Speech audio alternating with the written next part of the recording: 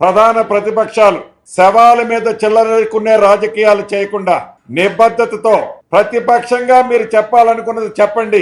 నిజంగా పేదవారి కన్సర్న్ లో మీరు పోయి వారికి సానుభూతి పలికేటప్పుడు యథార్థంగా అక్కడ జరిగిన సంఘటన ఏదైనా మీరు మీడియా ముందు మాట్లాడారా? జరిగిన సందర్భం ఏందో చెప్పారా? ఈ పేదవాడికి కష్టం ఎందుకు వచ్చిందని ఆలోచించారా? ఈ పేదవాడికి మేలు చేయాలని కోరిక ఉండి ఉంటే 10 సంవత్సరాలు నువ్వు పరిపాలించేనాడు ఆ పేదవాడికి ఆనాడే నువ్వు ఎందుకు పట్టాలి లేదు, ఎందుకు ఇల్లు కట్టిలేదు? పేదవాడు కరెంటు లైట్ లేకపోతే కిరోసిన్ పెట్టి జీవితాన్ని గడుపుకుంటున్నాడు. బిక్కు బిక్కుమనుకుంటూ మీ ప్రభుత్వం 10 సంవత్సరాలలో ఆ పేదవాడు అదే ప్రదేశంలో నివసిస్తుంటే మీ కళ్ళు దొబ్బినాయా?